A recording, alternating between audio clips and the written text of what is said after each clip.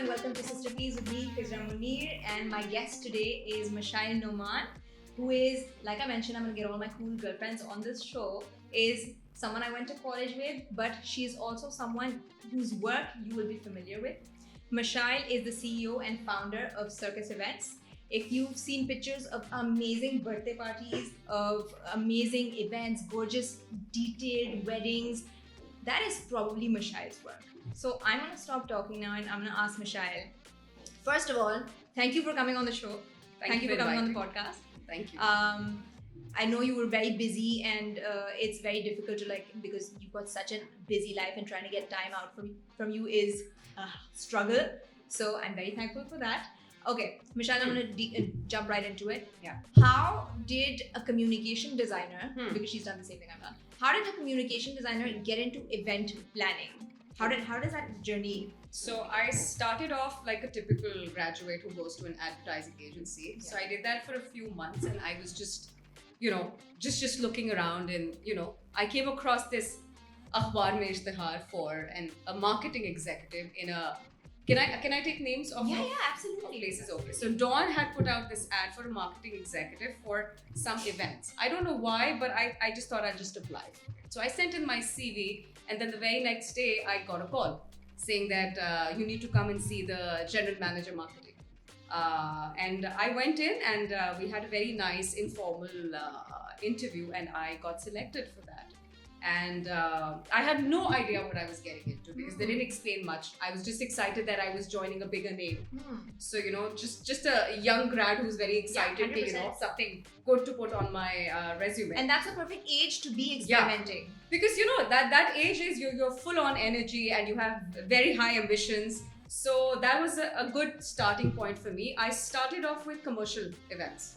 So all about lifestyles, education, expo, jitni bhi Dawn uska kar raha tha. Okay. So I was made the person who would coordinate with their event planners. Okay. So I was on ground with them, I was learning from them, and I was also side by side doing design work with them as well. So the event, whatever the design that you would see on Panaflexes and this and that, you would give them the mood boards and the designs. So I would do that, and in-house design I would also do for Dawn. Okay. Right? So that's how I started. I did that for like a year and a half or two nearly. Okay. And then I jumped on to CNBC. They were starting off with a department called Special Conferences that was going to be live on television. So something new again to do. Then I moved from here. I went to Abu Dhabi. And then uske baad, I got married. And I think when I had my younger one, I was so used to doing events and it's all very happening in my life. I was kind of missing that. So then I started off a bit with my own thing. Okay, so you decided to go solo, and I feel like that sort of comes with wanting some more control over your time. True. But it also comes with having picked up on enough experience to be like, I think I can do this on my own. Yeah, I think more of control. I think more of being my own boss. I think more of having my own timings, deciding what to take and what not to take. Right. As an employee, I do not have that decision making power. As somebody who's doing it as a freelancer or starting off with my own little team, that seemed more doable because I had my time constraints when I had my family. Yeah. And I had to, of course, work around that. So that's my next question. You started your events company, and so basically working in events, it takes a lot of time. It's a very time consuming exercise. Whether you're doing it 9 to 5 kisi aur ke liye, or even if you've got more control over the situation and you're doing it for yourself, it is still time consuming because you're dealing with vendors, you're doing everything now. Agreed. So it's not about like someone else is calling the shots, you're calling the shots. And that takes up a lot of time. And then the actual event. You were then doing this while you were also building your family. You were getting married, you then Mashaell had a kid. How did you balance the two? And I'm asking this because you did your job really well, but then the other part you also did well. How are you managing this together? Okay, so the shadi part had already happened. Okay. That's when I moved back. So when I came back, I had a job. I then again got a job while I was pregnant because I couldn't sit idle. And then once I had my baby, I, of course, it does take a toll on you, and Yeah. you're just limited to your house. So that's when I got started. I think my son was around 9 months old. Okay. That's when I started off with my own events. Yeah. But you tata that I had to work around his schedule. So every time he would take a nap, I would send out an email, or I'll step out of the room and make those phone calls that I had to. I would reconnect with people that I had known earlier. Yeah. That's how I slowly got into it. But yes, I was initially very sleep deprived, and Yeah. long nights, long days. But I just knew that I had to do it for myself, for my sanity. Okay. Yeah. And it's very interesting because, and you've mentioned this often, that your husband was a big support in this situation. How big a part did your partner play in this, and like, how important was it for him to be on the same page for you to be successful? I always give him credit for this, and I just feel if I didn't have that kind of support, I would have maybe struggled a lot. I mean, I wasn't the sort who would give up. I was always the very headstrong person. If I have to do it, I'll do it. But I don't think I would have done it so easily. Yeah. Like, I mean, he would really help me out with a lot of things. Not work related. He comes from a very different field altogether. But in making sure that if I'm getting all paranoid about my child, I know that he's there to manage everything, and I'm focused on my work. Yeah. So I think that way, initially, that's how it started. Yeah. That I would be out for like a few hours, and he would manage Ramin, my son, and then when I'm back to my duty. That kind of situation. And as a woman running an event management company, and again, you're dealing with vendors and everything, how much did you struggle? And then obviously you tried scaling and sort of partnering and collaborating and sort of getting into weddings and stuff, whether that worked out or didn't work out. How difficult is it to sort of navigate that journey as a woman who is also, you're not allowed to fail. You have to get the men around you to take you seriously. You want to be known as a good businesswoman.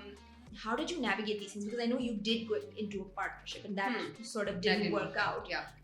How did you figure this out? I think I did have my fair share of failures as well. I think we only get to talk about the nicer part of the story. And I want to talk about the not nice Yeah. parts, because So I think initially when I started off, and I would have discussions with my husband about this and that, and he would always tell me, don't think about money. You're not in it for profit. You're just doing it just to keep yourself happy.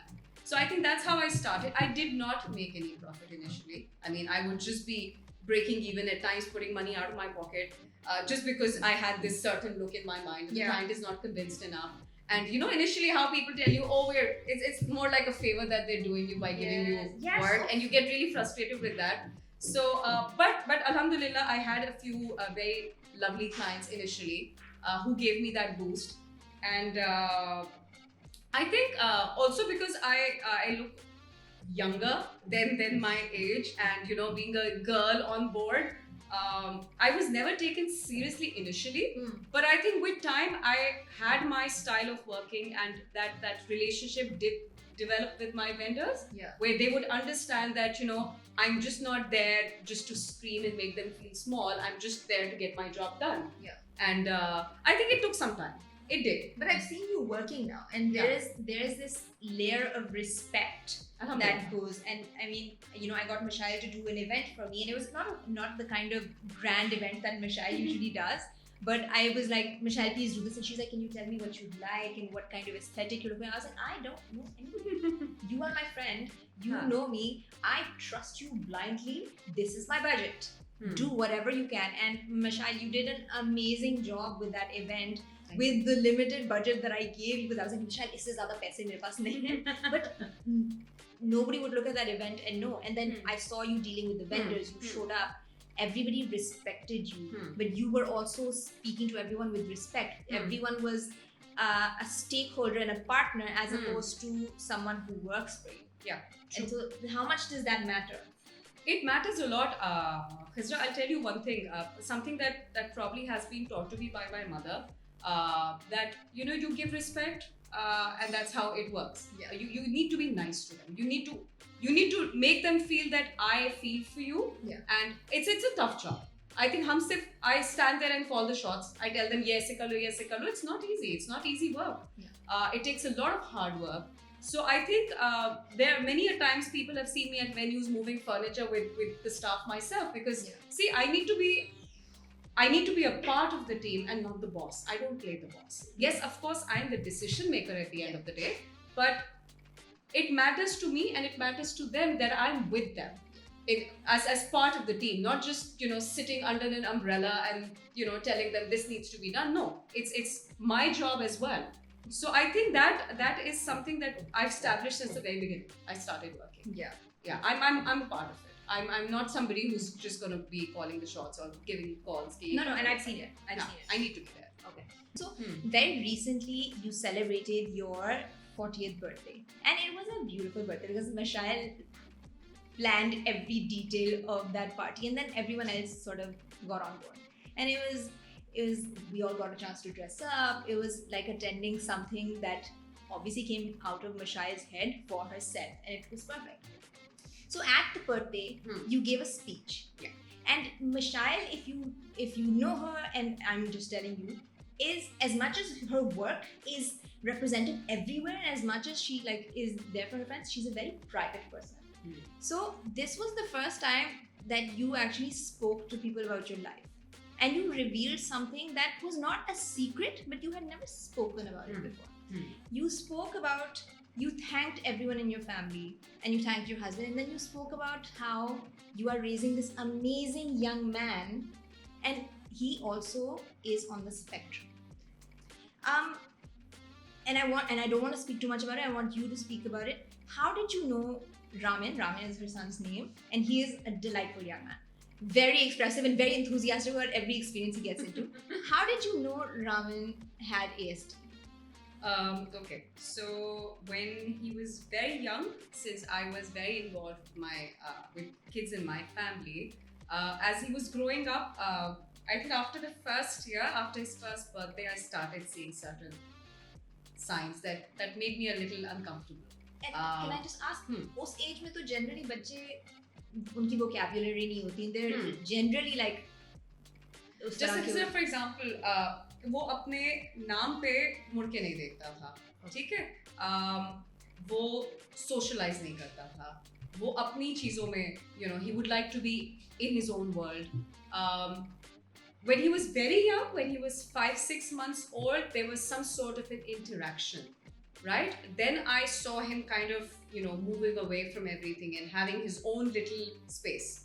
I took him to very few play dates. I took him to a mom and toddler group, and he would just be crashing into things or going his own way, or he had sensory issues, like he would constantly chew on his mittens, or he would pick up a hair and put it in his mouth. For hours it used to be there. I would be like digging it out of his mouth. So I started feeling there were certain things which were not the regular pattern. That's very intuitive, because again, anyone, of course, I'm sure mothers know it, but as a non-parent, I'm just like, लेकिन सारे बच्चे ऐसे ही होते हैं. हाँ, होते हैं. वो टकरा रहे होते हैं इस तरह. But वो थोड़ा सा उस point पे जा रहा था जहाँ पे मुझे ऐसा feel हो रहा था that I need to maybe look into it. Because जब वो छोटा था, तब I think he was 5 or 6 months old, जब उसकी एक आँख में हल्का सा squint आना शुरू हुआ. So I got really worried, and I was a very helicopter paranoid mama, always on top of everything कि मुझे I need to know. So I took him for an evaluation, like for a checkup, and they said the doctor was, I don't know what he was doing, but he said कि नहीं बच्चों की आंखें बैठती हैं और यूं होता है वो होता है. I said okay fine, maybe I'm being paranoid about it, and I didn't do much about it. But then जब वो थोड़ा बड़ा होता गया, जब उसके आंखों का focus थोड़ा, he would focus on something तो वो एकदम से आंख में squint आता था. Then that was the first step. That was the first step of us going and meeting doctors. Yeah. जब उसके बाद फिर when it came to the schooling, Ramin, like he would not walk, he would run.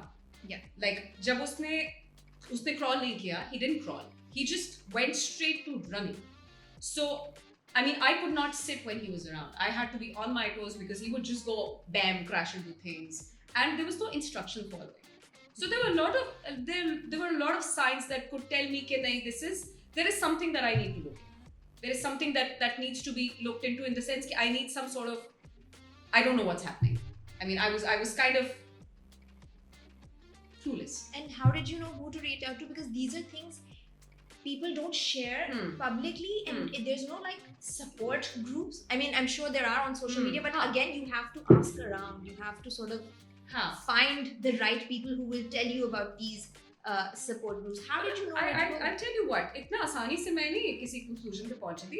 Initially, तो when you're a new parent, you don't even know about these support groups. आपको इतने चीजों, and this is we're talking about 11 years back or maybe a decade back. तब तो इतनी चीजें openly नहीं discuss होती थी. सोशल मीडिया पे इतने कोई मम्मी ग्रुप्स और ये सब चीजें नहीं होती थी. So I remember, being a private person that I am, I approached a couple of doctors who gave me really scary, stories, and I was like, this is not making sense to me. Then eventually you end up going to our Khan, like everybody else. Yeah. And then we met one of the doctors there who, was very nice, but then the report when we got it was very copy paste. बच्चे का नाम बदल दिया, age बदल दिया, वो हमें पकड़ा दिया कि he has ADHD. So the initial diagnosis that I got for Ramin was ADHD.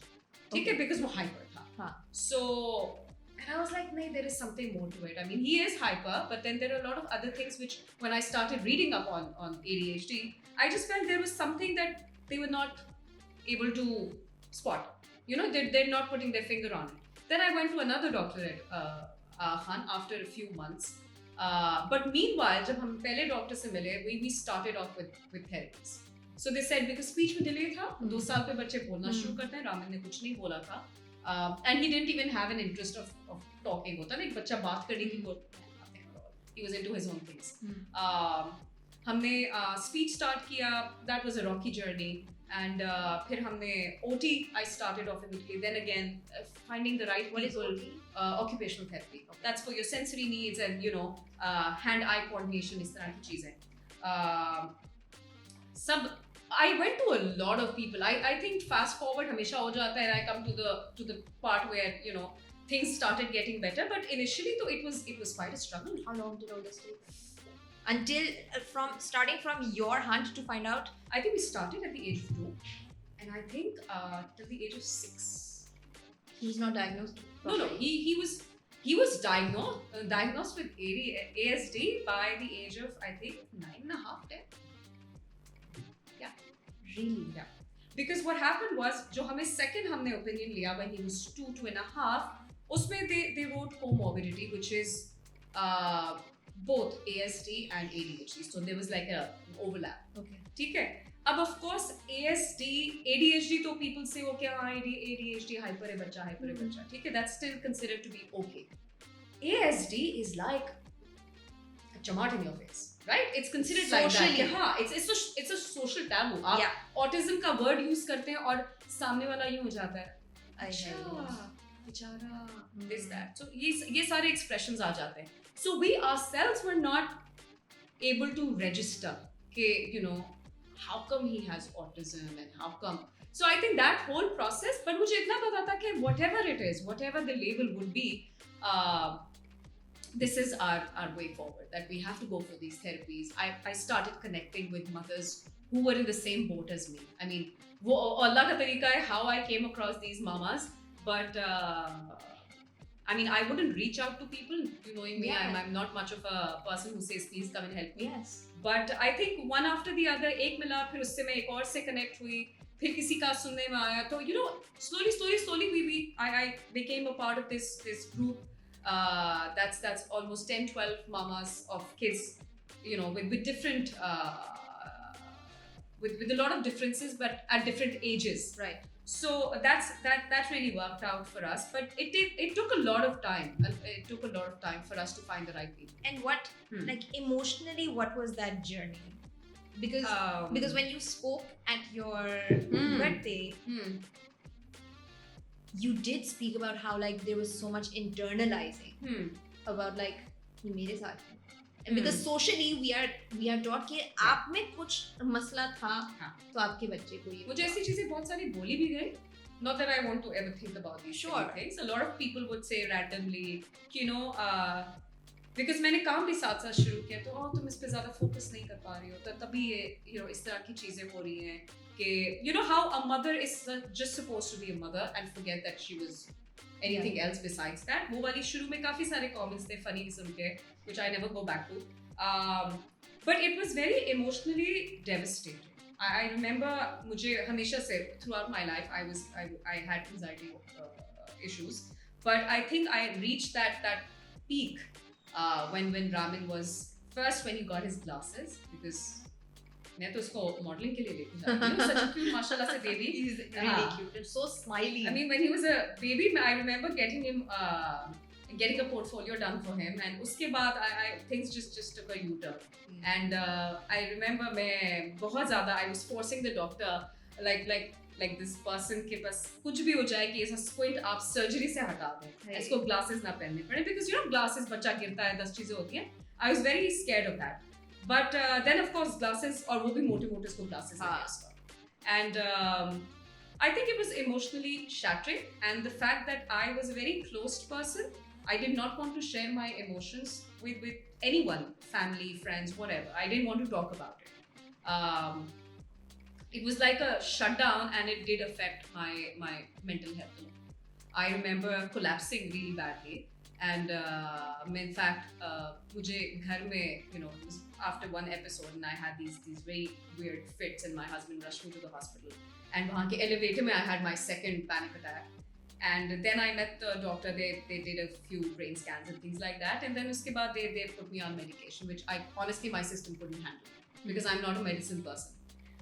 वो मैंने जब शुरू में लेना शुरू किया तो मैं बिल्कुल एक zombie mode में चली जाती थी. And I mean we have to slowly learn to deal with these things. So I think in the first week only I quit the medication. I said, okay, whatever it is, I'm going to learn to manage. And but it actually cut me off from the rest of the world. It did. And I think one of the reasons why I really pushed for my birthday was because I wanted to come back, and I didn't want to go explaining to everyone individually. Everybody knew it. When you spoke about it at your birthday, I thought it was just so.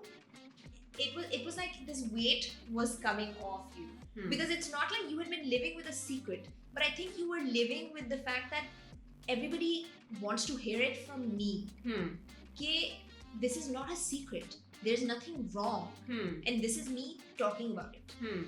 So how did you decide that you were going to do it? And I know it was a very emotional process because you kept crying and you made everyone else cry also. Everybody was crying at Mashaell's birthday. Sabka makeup kharab ho gaya. But how did you decide that you were going to do this? I think Khizra, it was very unintentional. I think the speech itself was very unintentional because I had asked everyone to say something. But I had never planned but since it took such an emotional turn, like everybody was talking about college times, and my sister came up with her bit, and because see, everybody has seen me in these years, but I haven't really emotionally connected. I mean, that was a decision I had probably made, that I didn't want to be, I don't know, maybe not so open about it till the time I'm not, till the time I'm ready for it. Yeah. So I think the whole ramen bit came in when I thought maybe this was I'm entering a new decade. I'm changing things about myself. There's certain mistakes I've also made. I probably should have spoken up way earlier, right? But maybe I thought, nah, I wasn't prepared for it. I wasn't prepared for the questions. Maybe I wasn't prepared for, I don't know what I wasn't prepared for. Honestly, if you ask me, I don't know. I mean, हर एक की जिम्मेदारी नहीं है कि वो flag bearer बने किसी चीज का. I mean, मुझे नहीं पता कि मैंने उस दिन वो वाली बात क्यों की, but मुझे लग रहा था that ramen is such a big part of my. I mean, every child is. I mean, every child is a very big part of the mother's life. But then my work, my ideologies, my way of living, my way of seeing my future, everything kind of revolves around him, and in a very different way. So I think everything took an emotional turn, and I thought maybe this was the best opportunity to address it and let it out of my system, because yes, people knew about it, but not everyone there present there knew about it, like not in a very open manner. Yeah, because they knew. Also because I think when you meet Raman, he just comes off as a very animated child, or Yeah, very that he like is. excited to meet people, excited to be in a situation. And I don't think anybody actually delves into like, acha, does Raman have ASD? You don't. That's not the first line of thinking anybody goes into, you know, because it's not. There's nothing to notice, and especially with Raman. And that's how you've raised him to be such a sort of happy, well-rounded child. Yeah, happy to mashallah se wo bachpan se tha. Haan. I think that's something very positive in this entire journey, that he's always been a happy bacha. Right. So no matter how difficult it became, and it still at times gets very difficult, because you know they have their own meltdowns and challenges and emotional regulations and this and that. But shuru se mashallah se he was a happy bacha, and which is funny. ASD में बच्चे इतना socialize नहीं करते, but Raman was very much into socializing. He wanted to meet everyone. He knows everyone. Yeah. He knows कौन कहाँ रहता है, किसका क्या नाम है, पूरा नाम क्या है, XYZ. How does Mama know this person? This is a college friend. This is a यहाँ का friend. This is that. So I mean, he's very, as in he's a very fascinating child, mashallah. And Allah has his own ways of gifting kids with different superpowers. And so I think eventually that became a good platform for me to actually, you know, come out and just say it and be done. Yeah. So I think that's probably one of the reasons. And all of these people were very close to me at that event. Yes. Yeah. It was your inner circle. I mean, like, yeah. And there are a lot of things that, you know, आप individually लोगों को नहीं समझा पा रहे होते, and making it that way into not a speech, but then maybe just coming out with it and just addressing it. Maybe there were a lot of gila shikwas that people had, and you know, mulaqat nahi karti, ye nahi kar. A lot of people have said a lot of things to me in a very loving manner. Like, yeah. I know these are people who want my time, who want me in their lives, but I'm not that, and I can't do much about it because my hands are tied. I have a lot on my plate, and so this was one. It was like a comeback. Okay. Yeah. Are you now that mom that other mothers reach out to, or people refer you to their friends if they're going through a similar situation? Are you that mommy now? I have been that mom for some time, because I spoke of it recently, but I had been advocating and I've been sharing sensory needs and yes, you have a lot of things, I think, for the last couple of years. Yeah. And उससे पहले भी जिनको मैं मिली भी थी, या जिनको मेरे बारे में पता था, या जिनको रामन के बारे में पता था, they would, you know, personally at times reach out कि school ये और फलाना ये और therapy कौन सी. So yeah, there were people reaching out to me, and I would, you know, not being an expert in this, I would give them whatever advice I could give. But yes, I do feel that mummies have started to, you know, connect with me, and I do feel good about it, because see, at times you need to break that ice. At times एक बंदा हिम्मत करता है, सब हिम्मत करते हैं to normalize things. I just wanted to normalize things. You went to a therapist and the therapist gave you medicine, but you didn't want the medicine because it wasn't working for you. How did you sort of figure out your emotions and how to sort of deal with your emotions, and also manage to be present for your son and for your business and all of these things, because you're not... I think, Khizra, maybe I don't know, maybe I had this mindset of dawai nahi leni, like I don't want to be dependent on anything for my sanity. Like if I pop a pill, I'll be fine, otherwise I'll be, you know, a complete mess. I think that was a mindset that I had, and I think it was also my faith in Allah that, you know, I've been given this challenge because I'm capable of handling it, so I need to. And even if I don't know the direction right now, I will somehow, you know, figure it out. And then I will admit I was an emotional mess a lot of times. Like my anger was at its peak. I became an angry person. I wouldn't just go and start yelling at people, but then I was an angry person. It did take a toll on my married life as well. My husband's been very patient with me, mashallah. I always thank him for that. But you know, wo mujhe kafi, like, he would really calm me down, and I would really vent out in front of him. Random comments, koi bhi cheez mujhe trigger karti thi. I would get very angry, very irritated with things. Logon ke saath itna nahi. But personally, I was always this person who was angry. At times, he would call me an angry bird. Okay, angry bird. Angry bird aa gayi. But alhamdulillah, I think karna tha, ho gaya. But I wasn't. I could have been better. Now that I think back, I do feel that maybe I should have come out with it earlier, and maybe things would have been better emotionally. It took me a very long time to come back and to connect with people. Maybe a little earlier, but I just felt maybe I needed my space. I think everyone like I'm a very big advocate of not putting timelines to things. Hmm.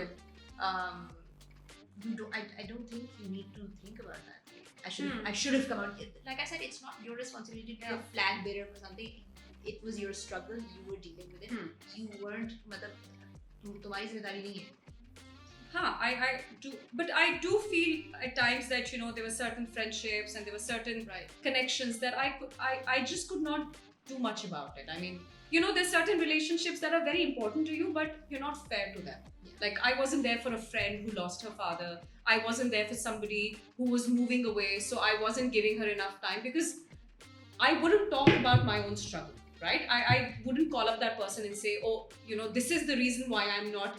I just wouldn't.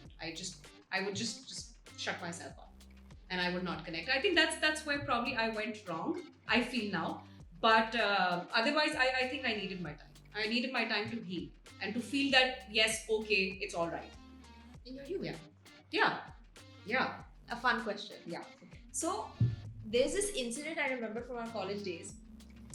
This is my favorite one. Okay. So we had a history of culture class, and our teacher was this really fun person, Miss Aisha Dar, and she would make us do really interesting exercises. So one day she was like, "Everybody close your eyes," and everybody closed their eyes. And she was like, "Now I want you to imagine the most beautiful thing you've ever seen." And everybody closed their eyes, and they're thinking of vacations and beautiful things. And I don't know, Paris, college में Paris, like beautiful things. And then she said, "Now open your eyes." And everyone's just sitting there. And then she turns to Mashaell and she's like, "Mashaell, what were you thinking of?" And Mashaell goes, "I closed my eyes and I saw my face." and like I was sitting in class like. Height of self-obsession. No, but I was shocked. And I was like, slow clap. Because Mashaell is a beautiful person inside and outside, and she's never been like, no, I'm not. She's like, no, yes, I am. And so like, I don't remember saying that though. You're very comfortable in your skin. Yes. So I even at that age where we were all just like, oh my god, I'm so ugly, my bangs, and I'm so this, and I'm so that, and you're just like, yeah, woman. And like, I would love to know the formula for at that age being confident, because this is something that it didn't happen for me until I was like 13, where like a button went on in my head, and I was like, I am perfectly comfortable in my skin. I don't care. Except for like I think that level of confidence came, I don't know, from my mom. Yeah. From my sister. You know how you've seen my sister. I've seen her sister is even more beautiful. But I think that sense of confidence Amma always instilled in us. No matter what happens, and your presentation skills. Amma was very, she herself wasn't a working woman. Yeah. She was a homemaker.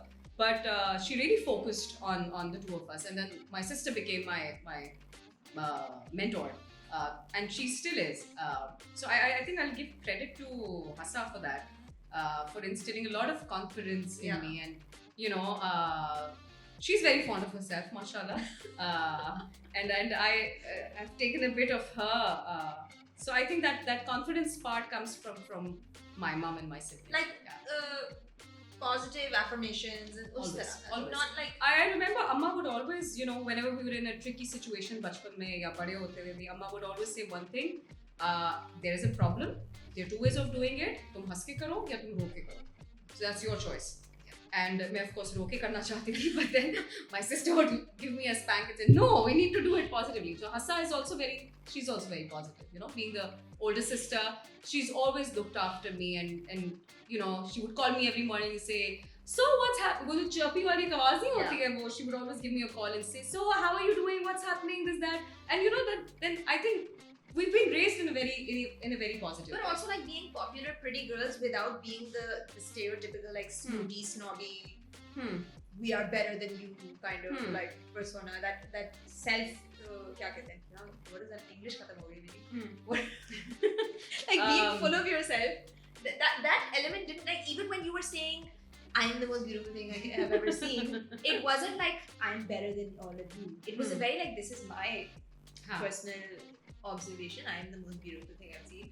I think, but then being confident has nothing to do with thinking more of yourself Or putting anyone else. Yeah, I mean, I love and admire so many people around me, and I never think I'm better than them in any way, because I know Khizra, you're fantastic in so many ways, right?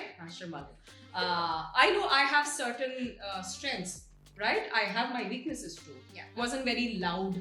I was always, whenever I would speak, I would say something which was but then I would speak less. I was more of an introvert, I think. I guess. Not really. No. No, I don't know. I think a balance. I think of you were both. just reserved. Or Yeah. you just weren't generous with your words. I wouldn't. फालतू का नहीं बोलती. फालतू नहीं. फालतू का नहीं फालतू नहीं बोलती. Yeah, I would put it that way. But I mean, Yeah. Mashi so because I've known Mashaell so much, I call her Mashi. Mashaell, for me, you have always been like an inspiration. Because whether you've spoken about it or not, I must be a Facebook stalker. I have seen your event planning journey, and I've been a massive fangirl of like how you built this business and how you've like dealt with failure also, and with ramen and everything, and it's just been absolutely inspirational. And today's interview, I was very sort of stressed out because I didn't want to be irresponsible with your story. And if you felt at any point that you want something deleted or edited or whatever, but you were very like I messaged all of my guests before before the interview, and I'm like, what is a hard no? What can I not ask you about? And Mashaell's response was, there are no hard no's. So I was like, okay. But then I sent her all the questions. Just so she knows. But thank you so much. Thank you so For much this. for the opportunity. And thank you so much for coming and being so open about it. And like I said, I didn't want this to be like a finesse wala interview. Like I went to this doctor, I went to this. I want other mothers who are in your position, or who might an event, like if something like that happens to someone, I want them to realize there's nothing wrong in that situation, and that they can reach out to people, and it is not a taboo.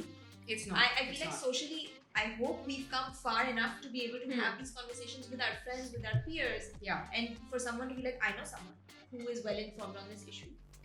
And I also feel that people should really, read upon these things. I mean, autism, or maybe anything for that matter, is no longer kisi aur ka problem, right? It's very much a daily agenda for a lot of people. Teachers, I mean, there are a lot of people who still ask me, who still don't do their research. I mean, I really get irritated by this. Ki bhai, I mean, just open up Google and read. I mean, at least you'll get the basics of it. I remember this morning I was online and I researched autism को उर्दू में क्या कहते हैं, and बहुत ही कोई वाहियात किस्म की चीज निकल के आई, and I was like, yeah, things really need to evolve now. Things really need to change. I mean, I remember hiding things, and I feel that was one of the biggest mistakes, because I really didn't know what to do about it. मुझे नहीं समझ आ रहा था, who do I approach, who do I talk to, who will give me some sensible answer and not feel bad for me. I mean, that was one of the things. You don't want pity. You don't, and bichara, bichari, this, that, those sorry faces, even if they're doing it out of love, you don't want that, right? You don't want that. So I think that was one of the reasons why I never came out with it. But I think now I've probably mentally reached that point where I know this is going to be whatever it is. I mean, ye rahega. I mean, this is part of my life, and I need to navigate along with this. I mean, so I mean, whatever it is, whether you like it or not, whether you're comfortable or not, whether my child is making you uncomfortable, or maybe you're not understanding, or maybe you're making faces, that's your problem. Right. I mean, we are who we are, and there's nothing wrong in that. Absolutely. Yeah. Thank you. Perfect. Thank you for being here, Mashi. I'm so happy. Thank you. Thank you for being so honest and so open with your answers and for sharing your story and for sharing Ramin with us. Ramin you've done a spectacular job. He's such a happy, smiley, curious child. Mashaell. Yes. He's taken after his mom. He literally wants to be in every situation. I invited Mashaell for a photo shoot at one point and I was like, do you want Ramin to be in it? She's like, 100% Ramin would want to be in the shoot. वो मुझे नहीं करने देगा अकेला. But thank you so much for joining us for this episode. This is me signing out, Faiza Munir, with my guest, Mashaell Akhter Noman. Thank you.